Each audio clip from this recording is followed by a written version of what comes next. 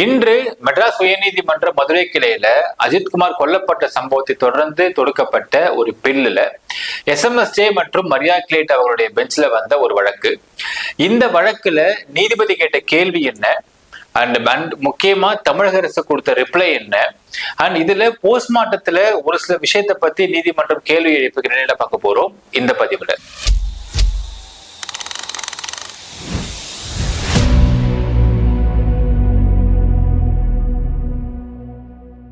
அன்பார்ந்த மக்களுக்கு வணக்கம். நான் உங்கள் Karthik Pillai and welcome to TK TV. Sivaganga மாவட்டம் திருபுவனம் காவல் நிலையத்துக்கு உட்பட்ட ஒரு இடத்துல அஜித்குமார் என்கின்ற ஒரு கோயில் காவலாளி அடித்து கொல்லப்பட்ட ஒரு வழக்கு. இந்த வழக்குல ஒரு பில் போடப்பட்டது மெட்ராஸ் உயர்நீதிமன்ற மதுரை கிளை மக்களே. இந்த ஒரு பில்ல போன ஹியரிங்ல பாத்தீங்கன்னா எஸ்எம்எஸ்ஜே மற்றும் மரியா கிளேட்ஜே அவர்களுடைய பெஞ்ச்ல வந்த இந்த பில், எஸ்எம்எஸ்ஜே அவர்கள் கேட்ட கேள்விகள்லாம் வீடியோவா வெளியே வந்து சோசியல் மீடியால. இந்த கேள்விகள்லாம் எந்த அளவுக்கு காரசாரமா இருந்துச்சு அப்படின்னா பார்த்திருப்போம். பட் இருந்தாலும் இந்த ஒரு வீடியோ வெளிவந்ததை பற்றியும் இன்றைக்கு விசாரணை நடத்தப்பட்டிருக்கிறது. அது என்னன்றதை பார்க்க வேண்டும். ஃபர்ஸ்ட் ஆஃப் ஆல், இன்றைக்கு எதுக்காக இந்த விசாரணை தள்ளி வைக்கப்பட்ட விசாரணை பார்த்தீங்கன்னா, போன முறை வந்த ஒரு ஹியரிங்ல உங்களுக்கு டிஸ்ட்ரிக்ட் ஜட்ஜ் சுந்தர்லால் அவர்கள், ஜான் சுந்தர்லால் ஜே அவர்களுடைய தலைமையில வந்து ஒரு விசாரணை கமிஷன் அமைக்கப்பட்டது. அந்த விசாரணை கமிஷன்ல முக்கியமான எவிடன்சஸ் கேப்சர் பண்ணப்பட்டது. அந்த எவிடன்சஸ் மற்றும் ரிப்போர்ட்டை இன்று கொடுக்க வேண்டும் என்று உத்தரவிட்டது மெட்ராஸ் உயர்நீதிமன்ற மதுரை கிளை. அதன்படி இன்று ஜூலை 8 அன்னைக்கு எஸ்எம்எஸ்ஜே மற்றும் மரியா கிளேட்ஜே அவர்கள் பெஞ்சில் இந்த ரிப்போர்ட் தாக்கல் செய்யப்பட்டது. இந்த ரிப்போர்ட்டை தொடர்ந்து ஸ்டேட்டஸ் குவோ கொடுக்கப்பட வேண்டும். ஸ்டேட்டஸ் குவோ கொடுக்கறதுக்கு முதல்ல வந்து இன்வெஸ்டிகேட்டிங் ஆஃபீஸர் அப்படிங்கிறது முடிவு பண்ணப்படாமல் இருந்தது.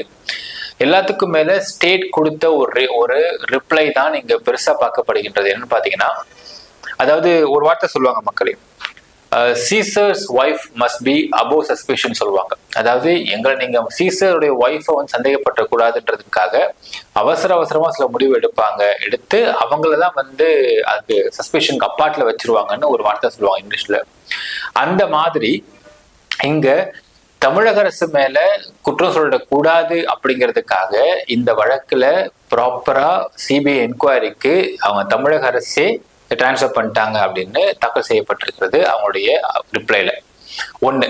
ரெண்டாவது, இங்க நிக்கிதா சொல்லக்கூடிய இந்த ஒரு ஜுவல் காணாம போன வழக்கு அப்படிங்கிறதையும் இப்பொழுது அநேகமா இன்னைக்கு பண்றாங்கன்னு நினைக்கிறேன்.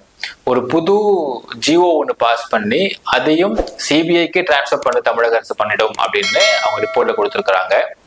மூன்றாவது பாத்தீங்கன்னா, உங்களுக்கு மிக முக்கியமா அங்க பாதிக்கப்பட்ட அஜித்குமாருடைய குடும்பத்துக்கு என்ன மாதிரி நிவாரணம் வழங்கப்பட்டிருக்கு அப்படின்னு ஒரு ரிப்போர்ட் கொடுக்க வேண்டும். அதற்கான ரிப்ளையாக இன்ட்ரிம் காம்பன்சேஷனா அவங்களுக்கு அவங்க ஊர்லயே ஒரு நிலப்பட்டா கொடுக்கப்பட்டிருக்கிறது அப்படின்னும், அவருடைய தம்பியான நவீன்குமாருக்கு ஆவின்ல, காரைக்குடியில இருக்கக்கூடிய ஆவின்ல வந்து ஒரு அரசு வேலை வழங்கப்பட்டிருக்கிறது அப்படின்னு கொடுத்திருக்கிறாங்க. அடுத்தது மிக முக்கியமா எஸ்எம்எஸ்ஜே அவர்களுடைய போன ஹியரிங்ல அவர் கத்தி கேள்வி கேட்ட விஷயத்தெல்லாம் யாரோ வந்து உங்களுக்கு இங்க உள்ள video conferencing, Madras high court video conferencing வந்து ரெக்கார்ட் பண்ணி வெளியே பப்ளிஷ் பண்ணிட்டாங்க. சோசியல் மீடியால பயங்கர வைரலா பரவிட்டு இருக்கு. இதை வைத்துக்கொண்டு எதிர்கட்சிகள் அவங்களுடைய அஜெண்டாவை பண்றாங்க. அப்படிங்கிறதுனால Madras high court video conference rules அதை எதிர்த்து இருக்கிறது அப்படின்னு சொல்லும் பொழுது, அப்போ நீதிபதி சொல்றாங்க, நான் தனியா டீல் பண்றேன் இந்த விஷயத்தை, this matter has to be dealt separately சொல்லியிருந்திருக்காரு. ஸோ இது ஏதாவது ஒரு விஷயத்தை ஏற்படுத்துமா? எஃப்ஐஆர் பதிவு பண்ணுவாங்களா? நிறைய சோசியல் மீடியா போட்டிருந்தாங்க மக்களே. இது ஏதாவது எஃப்ஐஆர் பதிவு பண்ணப்பட்டு அதன் அடிப்படையில் விசாரணை செய்யப்படுமா அப்படிங்கிறது தெரியவில்லை. அதை பொறுத்து தான் பார்க்க வேண்டும். அடுத்து மிக முக்கியமா சொன்னது, 6 போலீஸ் ஆஃபீஸர்ஸ் சம்பந்தப்பட்டிருக்காங்கன்னு 5 பேர் ரிமாண்ட் பண்ணப்பட்டார்கள். ஒருத்தர் சஸ்பெண்டட், அவர் வந்து மானாமதுரை டிஎஸ்பி வாஸ் டிரான்ஸ்பர் அப்படிங்கிற ரிப்போர்ட் கொடுத்துருக்காங்க. இப்ப அடுத்து என்ன கேள்வி கேட்டாங்க நீதிபதினு பாத்தீங்கன்னா, சிபிஐ டைரக்டருக்கு உத்தரவிட்டிருக்காரு to appoint an investigating officer to this case. அது மட்டும் இல்லாம ஒரு 4 விதமான பாயிண்ட் அட்ரஸ் பண்றாங்க மெட்ராஸ் ஹைகோர்ட்டோட மதுரை கிளை. என்னன்னா, ஃபர்ஸ்ட் பாயிண்ட், எதற்காக வேற போலீஸ் ஸ்டேஷனுக்கு அஜித்தை கொண்டு போனாங்க அப்படிங்கறதையும் விசாரிக்க வேண்டும். அடுத்தது, ஸ்டேட்டே அந்த நகை காணாம போன வழக்கு சிபிஐக்கு டிரான்ஸ்ஃபர் பண்ணதுனால அதற்கும் ஒரு தனி ஐஓ அப்பாயிண்ட் பண்ணப்பட்டு அதுல மிக முக்கியமா நிக்கிதாவுக்கும் ஏதோ ஒரு பெரிய அரசு ஊழியருக்கும் பியூரோக்ராட்டுக்கும் சம்பந்தம் இருக்குன்ற விஷயம்லாம் வெளியே வருது, அதை பத்தியும் விசாரிக்க வேணும்னு சொல்லி கேட்டிருக்கிறாங்க நீதிமன்றம்.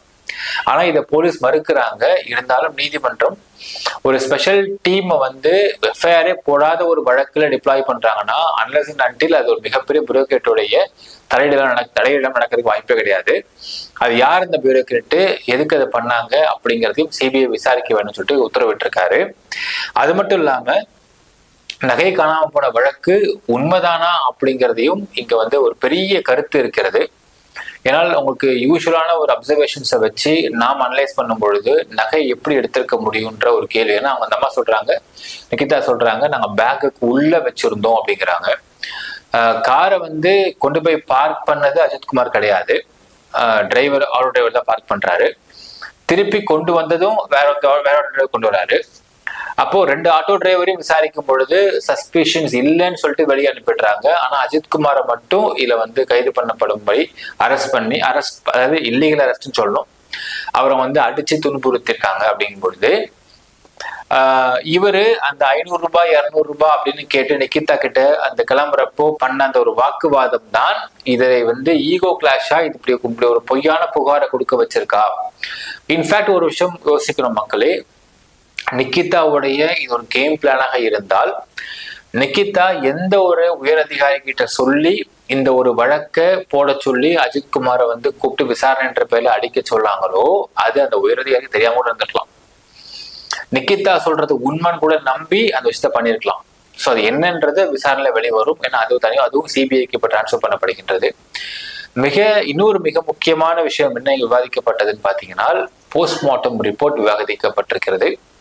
போஸ்ட்மார்ட்டம்ல அவங்களுக்கு வந்து 44 இன்ஜுரி இருந்தால் எல்லாருக்குமே தெரியும். அவங்க அந்த அஜித்குமாரோடைய கை, முட்டி, கால், பாதம், பட்டக்ஸ்லாம் அடி இருந்திருக்கு தெரியும், அந்த முகத்துல அடி இருந்திருக்குன்றது தெரியும்.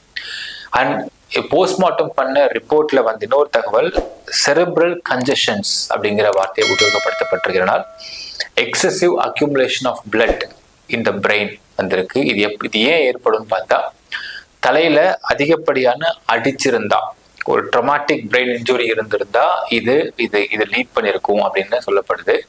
அப்போ போலீஸ் தலையிலேயே அவர் அடிச்சிருக்கிறாங்க அப்படிங்கிறது இங்க உறுதியாகிறது மக்களே. இப்போ இந்த வழக்கு சிபிஐக்கு மாற்றப்படுறது மட்டும் இல்லாம இன்னும் 2 விஷயம் அப்சர்வ் பண்ணிருக்காங்க ஹைகோர்ட்னா, this will be the high court monitored case 1. 2வது, ஆகஸ்ட் 20ஆம் தேதி they want status quo. So சிபிஐக்கு ஐஓ போடப்பட்டு சிபிஐ விசாரணைக்கு எடுத்து ஒரு 1.5 மாசத்துக்குள்ள இதுக்கான ஸ்டேட்டஸ் குவோ கேட்டிருக்கிறாங்க. அநேகமா சார்ஜ் ஷீட்டே போடுறதுக்கு வாய்ப்பு இருக்கிறது மக்களே. இப்போ இது அந்த police 5 police plus DSP plus வந்து அந்த எஸ்பி வந்து டிரான்ஸ்பர், இந்த அஜித்குமாரோடைய மரண வழக்குல என்ன நடக்கும் நம்ம எல்லாருக்குமே தெரியும். எப்படி சாத்தான்குளம் கேஸ் நடந்துச்சு அதே நடக்க போகிறது தெரிஞ்சிச்சு. ஏன்னா அடுத்த வருஷம் எலெக்ஷன் வேற வரப்போகுது. ஸோ இந்த 5 போலீஸுக்கும் இந்த 5 காவலர்களுக்குமே பெயில் கூட கிடைக்காது. எஃப்ஐஆர் போட்டதுமே சஸ்பென்ஷன் இருப்பாங்க, சார்ஜ் ஷீட் போட்டதுமே கண்டிப்பாக அவங்க வந்து சார்ஜ் ஷீட் போட்டு கன்விக்ஷன் ஆனதுமே கண்டிப்பாக அவங்க வந்து வேலையும் போயிடும். ஸோ சலுகைகள்லாம் எதுவும் இல்லாமல் போகும். அந்த 5 பேர் வாழ்க்கையும் அவுட்ன்றது தெரியும். இதுக்கு நடுவில் ஆளும் அரசாங்கம் எதுவுமே செய்ய முடியாது, ஏனென்றால் எலெக்ஷன் வரப்போகிறது. இந்த கேஸை எவ்வளோ சீக்கிரம் முடியுமோ அவ்வளோ சீக்கிரம், எப்படி அண்ணா யூனிவர்சிட்டி கேஸை முடிச்சாங்களோ அதே மாதிரி இந்த வழக்கையும் சீக்கிரமா முடிச்சு எங்க ஆட்சியில வந்து போலீஸ் தப்பு பண்ணாலுமே நான் தண்டனை வாங்கி கொடுத்துருவோம் அப்படிங்கிறதை ப்ரூவ் பண்ணும் விதமாகத்தான் டிஎம்கே செய்வதற்கு வாய்ப்பு இருக்கிறது அப்படின்னு பார்க்க முடிகின்றது. இப்போ இந்த 5 பேரோட வாழ்க்கை அவுட்டு மக்களே, இதுல வந்து நோ சேஞ்ச். ஆனா இந்த 5 பேரை டிப்ளாய் பண்ணி இப்போ ஸ்பெஷல் ஃபோர்ஸை போட சொன்னது டிஎஸ்பி. இந்த டிஎஸ்பிக்கு இன்ஸ்ட்ரக்ஷன் கொடுத்தது யாரு? ஸோ அந்த ஒரு பாயிண்ட் இன்னும் வேக்கண்டாவே இருக்கு. அந்த பாயிண்ட் என்னன்றது விசாரணையில் தெரிய வரும், சிபிஐ என்கொயரியில தெரிய வர வாய்ப்பு இருக்கிறது. 1. 2வது, நிகிதா காணாம போச்சு சொல்லக்கூடிய நகை உண்மையாலுமே காணாம போச்சா காணாம போகலையா, இல்லை எடுத்தாங்களா யார் எடுத்தாங்க அப்படிங்கிற அடுத்த ஒரு விஷயம். ஆக்சுவலா அந்த ஒரு வழக்கு தான் நீங்க கூடுதல் கவனம் பெற்றிருக்குன்னு சொல்லலாம் மக்கள். ஏன்னால் இன்றைக்கு தமிழ்நாட்டில் பெரும்பான்மையானவர்கள் அப்சர்வ் பண்ணதை வைத்து பார்க்கும் பொழுது நிகிதா கூறியது பொய்ன்னு தெரிய வருகிறது ஆன் அப்சர்வேஷன். இப்ப இந்த கனெக்டிங் டாட்ஸ், இந்த அப்சர்வேஷன்ஸ் இதெல்லாம் பொய்யா உண்மையா? சிபிஐ விசாரணை வந்த பிறகு நிகிதா மாட்டுவாங்களா இல்ல உண்மைதான் சொன்னாங்களா வெயிட் பண்ணி பார்க்கணும். இப்ப இந்த வழக்குல நிக்கிதா மீதே சப்போஸ் நகை காணாம போனதே இல்ல, நகை உண்மையா இருந்துதான் இருக்கு, இவங்க போய் சொல்லாம தெரிஞ்சிச்சுன்னா Nikita will be the another accused. அப்போ இன்னொரு எஃப்ஐஆர் பதிவு பண்ணுவாங்கன்றதையும் பார்க்க வேண்டும். என்ன கமெண்ட்ல மென்ஷன் பண்ணுங்க மக்களே. நன்றி, வணக்கம்.